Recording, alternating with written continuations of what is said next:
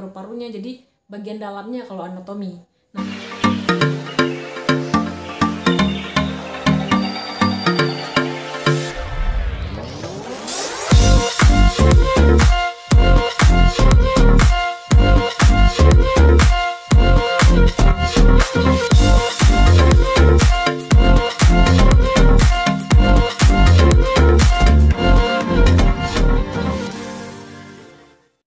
Assalamualaikum warahmatullahi wabarakatuh. Hi everybody. Today I will try to answer some questions on this book. You can say it. Yes, biology book. And I will explain to all of you the reason why the options is true or false. And I will choose several questions that related to UTBK or ujian masuk perguruan tinggi or what else? Ujian nasional. I hope will be very useful for all of you, and I think it's be better to explain it using Indonesia, of course. So let's start it. Oke Derek, buat kalian yang mungkin sedang mempersiapkan diri untuk UTBK, jadi yang perlu kalian pahami dan kuasai itu adalah untuk yang biologi nih ya.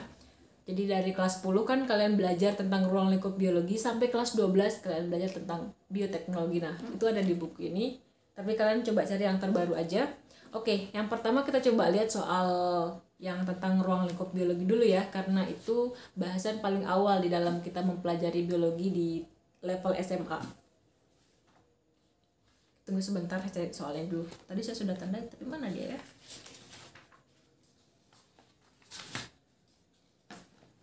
Oke, soal pertama bunyinya seperti ini.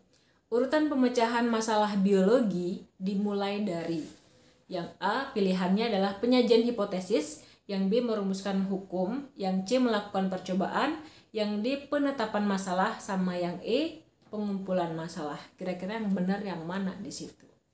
Oke, tentunya ketika kita ingin melakukan sebuah eksperimen atau mau melakukan sebuah percobaan nih, saya rasa mungkin di ilmu-ilmu lain ya, mungkin fisika, kimia juga sama. Yang perlu kita lakukan pertama adalah menentukan atau menetapkan masalah dulu.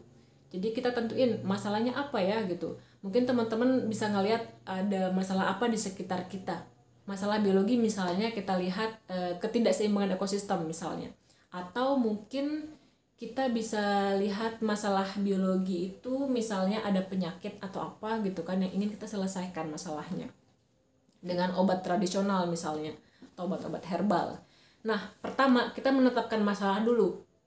Kemudian yang kedua yang perlu kita lakukan adalah kita mengumpulkan data atau mengobservasi dulu lah, data awal gitu kan. Nah, setelah itu kita merumuskan hipotesis. Setelah kita merumuskan hipotesis, yang kita lakukan adalah eksperimen atau melakukan percobaan. Kemudian nanti kita akan ngumpulin data dari hasil percobaan itu, kita analisis. Nah, setelah itu nanti kita akan menyimpulkan dan kita akan sampaikan ke khalayak umum atau ke masyarakat, atau mungkin dibuat dalam bentuk tulisan. Oke, jadi yang tadi jawabannya adalah yang D. Kemudian soal nomor 2, ini berhubungan dengan cabang biologi. Bunyinya seperti ini. Bunyi soalnya, pengetahuan yang khusus mempelajari segala proses atau kegiatan yang berlangsung dalam tubuh adalah yang A, morfologi, B, reproduksi, C, fisiologi, D, anatomi, atau E, metabolisme. Jadi kata kuncinya di sini adalah proses atau kegiatan di dalam tubuh. Sehingga kalau misalkan ngomongin proses itu yang berhubungan adalah cabang ilmu biologi yang disebut dengan fisiologi. Nah, kalau morfologi, bedanya sama fisiologi apa? Kalau morfologi itu dia mempelajari atau cabang ilmu biologi yang mempelajari tentang bentuk luar makhluk hidup. Misalnya nih, kita ngelihat burung nih. Morfologinya apa? Misalnya kita lihat warna rambutnya kayak gimana, kemudian bentuk paruhnya seperti apa, kemudian kita juga bisa lihat mungkin dari kakinya bagaimana, yang bagian luarnya. Nah, kalau anatomi itu dia mempelajari susunan atau bagian dalam tubuh makhluk hidup. Misal nih, kalau kita bedah burung tadi, akan ada apa di sana, misalnya sistem pencernaannya seperti apa, sistem reproduksinya seperti apa, sistem apa lagi ya, pernafasannya mungkin kita melihat paru-parunya, jadi bagian dalamnya kalau anatomi. Nah, kalau fisiologi itu proses yang terjadi di dalam tubuh. Kalau tadi kan ketika kita ngelihat burung yang anatomi itu susunan sistem pencernaan. Nah, kalau di fisiologi itu diomongin apa sih yang terjadi di dalam tubuh selama misalnya proses pencernaan apa yang terjadi, proses pernafasan apa yang terjadi, proses reproduksi apa yang terjadi, dan lain sebagainya.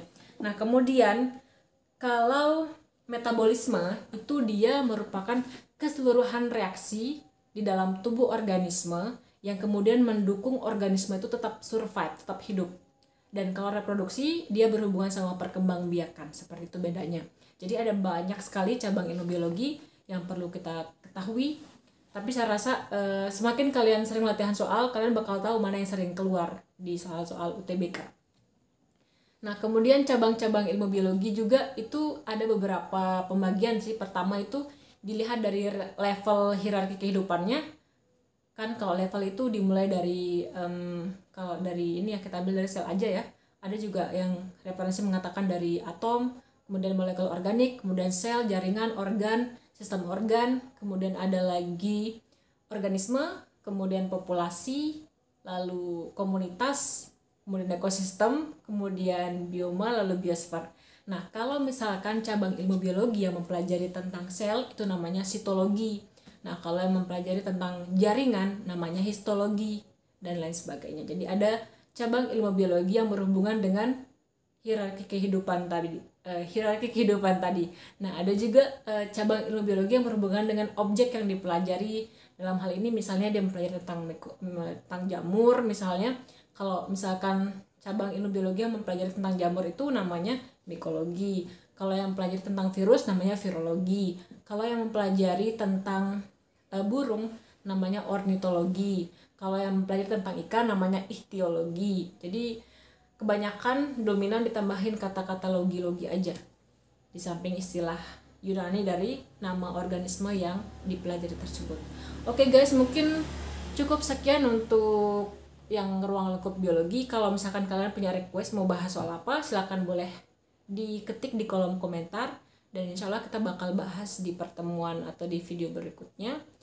Sekian dan terima kasih atas perhatiannya. Jangan lupa di subscribe, like, kemudian komen dan share ke teman-teman yang lain supaya kita sama-sama bisa saling berbagi manfaat, bisa saling berbagi kebaikan. Sekian, assalamualaikum warahmatullahi wabarakatuh. Bye bye.